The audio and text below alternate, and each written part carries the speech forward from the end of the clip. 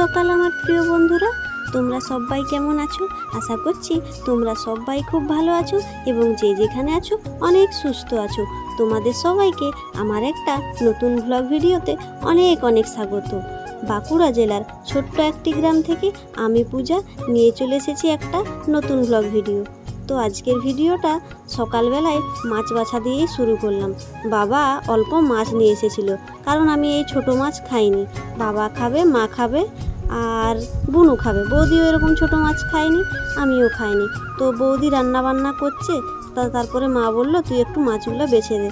তো কাজ করতে মন যায়নি। আজকে সেই বিশেষ দিন, মানে বাপের বাড়ি থেকে শ্বশুর বাড়ি যাওয়ার পালা, মানে কষ্টের একটা দিন। সারাদিন বসেই আছি, মন টন ভালো লাগেনি, কিন্তু কিছু করার নাই বলো। বিয়ের পর তো মেয়েদের বাপের ঘরের কিছু নাই, যা হওয়া সেই শ্বশুর ঘর।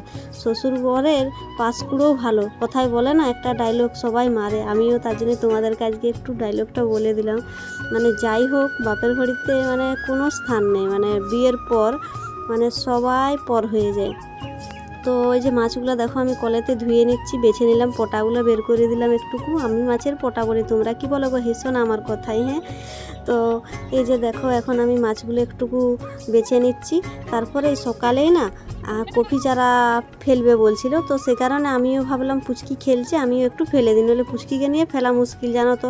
একটু চোখ ঘুরলেই না শুধু আমার ভাইঝিকে মারছে। আমার ভাইঝি তো একটু ওর থেকে ছোট, প্রায় 7 মাসের ছোট। তো দেখো এই যে এই কাঠটা আছে, ওর ভেতরে মার্বেল দিয়েছে। এভাবেও গর্তটা খুঁড়ে কিংবা আঙুল দিয়েও দেখো একটা একটা করে আঙুল দিয়ে এরকমভাবে আগে গর্তগুলো করে মাটিতে, তারপরে বীজগুলো একটা একটা করে আমরা সবাই মিলে এখানে ফেলছি। তো কফি চাষের পদ্ধতি সবাই তো জানো না বলো, আমার সব দিকে তো হয় না, যেমন দেখো আমার শ্বশুর বাড়ির দিকে এরকম কফি চাষ হয়নি, বাপের বাড়ির দিকে হয়। তো সে কারণে ভাবলাম একটু শেয়ার করি, সবাই তোমরা দেখো কিভাবে কফি চারা তৈরি করে। তো প্রথমে মাটি দিয়েছে, তারপরে মাটি দিয়ে উপরে একটু পুষ্টিকর মাটি দিয়েছে, সার মাটি এসব দিয়ে। তারপরে মাটিটাকে ঝুরঝুরে একদম ঝুরঝুরে বালির মতো ঝুরঝুরে হয়ে গেছে। এরকম হাত দিয়ে আঙুল দিয়ে ছোট ছোট ছোট করে অনেক করতে হবে। তারপরে একটা একটা করে বীজগুলো সব ফেলতে হবে। তো একা তো একদম ছোট বীজ, মূলা বীজের থেকে একটুকু ছোট বীজগুলো, তো ভালোভাবে আস্তে আস্তে ফেলতে হচ্ছে, নইলে একটা গর্তয় 2-3টা পড়ে যাবে। তো এভাবেই আমাদের কফি চারাগুলো ফেলা চলছে। যদি তোমাদের ভালো লাগে প্রথম থেকে ভিডিওটা শেষ পর্যন্ত দেখো, আশা করছি ভালোই লাগবে। কেন বলো তো, এই পদ্ধতি তো সব জায়গায় হয় না, তো ভাবলাম একটু শেয়ার করি তোমাদের সাথে। আর বাড়ি চলে যাব তো, তার কারণে একটুকু ফেলছিলাম, বেশিক্ষণ ফেলিনি, রেডি হতে হবে, অনেক কাজ আছে। তারপরে দেখো কফি চারা ফেলতে ফেলতে না কেমন জল চলে এলো, দেখো কত জোরে জল চলে এলো, প্রচুর ঝড় বৃষ্টি হচ্ছে। তো আম পড়ছিল, একটু আমগুলো কুড়িয়ে নিচ্ছিলাম। এই গাছের আমগুলো এত মিষ্টি জানো তো, একটু পড়ার অপেক্ষা, পড়লেই কেউ না কেউ কুড়িয়ে নেবে, পাওয়াই যাবে না চান্স। তো পড়ছে, জল থামতে একটুকু চলে গেলাম, আমগুলো কুড়িয়ে নিই বলি, নইলে এক্ষুনি কেউ কুড়িয়ে নেবে, হ্যাঁ। আর সারাদিন তো বৃষ্টি হচ্ছে, একবার হচ্ছে আরও 1 ঘন্টা থামছে, তো আরও হচ্ছে। তারপর দেখো ঝড় জলের জন্য না জল বেড়েই গিয়েছিলো। তারপর আমার বাবা দেখো মাছ ধরার জন্য জালটা পেতেছিল, তারপরে কাঁকড়িতে ভর্তি হয়ে গেছে। আর এই যে মাছ পড়েছিল, মাছগুলো না কাঁকড়িয়ে সব খেয়ে নিয়েছে। আর এখন ঘড়িতে বাজে প্রায় 12টার মতো।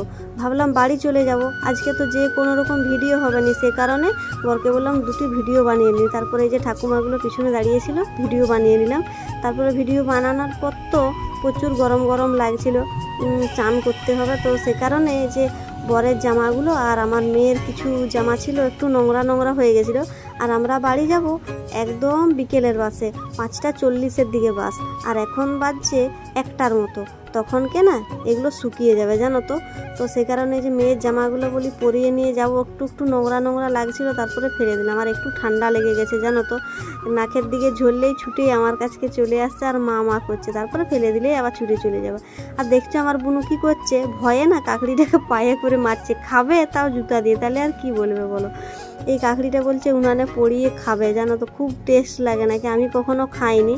তো এই যে জামাগুলো আমি একে এখন কেচে নিচ্ছি ট্যাপ কলেতে। মন খারাপ লাগলেও কিছু করার নাই জানো তো। 10 দিন আসার নাম ছিল, 10 দিনের জায়গায় আজ 20 দিন পেরিয়ে গেল। তো তো আমি তো টিউশনই পড়াই, টিউশনির বাচ্চাদের বাড়ির লোক ফোন করছে, আরও পার্লার থেকে ফোন করছে, অঞ্চল থেকে কাজের জন্য ফোন করছে, অনেক রকম ঝামেলা আছে। যেতেই পারছিলাম না একটু সমস্যার জন্য। আসলে পুচকির বাবা থাকেনি, একটু অন্য জায়গায় গিয়েছিল, সে কারণে আমি একা যাইনি। আমি বলি তুমি না গেলে আমি যাবো না। তো অনেক দিন টিউশন বন্ধ হলো। তারপর দেখো এই যে বাসে চেপে বাড়ি এসে একদম তোমাদের সাথে ভিডিওটা শেয়ার করলাম। বাড়ি চলে এসে একটু মনটা খারাপ লাগছে, কারণ 1 মাসের মতো প্রায় ছিলাম, বলো না, যে কোনো কারোই খারাপ লাগবে। তো এসে চুলটা একটু আঁচড়ে নিচ্ছি। তো আজকে আর বেশি কিছু শেয়ার করতে পারিনি, মন টন ভালো থাকেনি বলে তেমন একটা ভিডিও করা হয়নি। যতটুকু পেরেছি তোমাদের সাথে শেয়ার করেছি। এভাবে সবাই পাশে থেকো, তোমরা সবাই ভালো থেকো বন্ধু।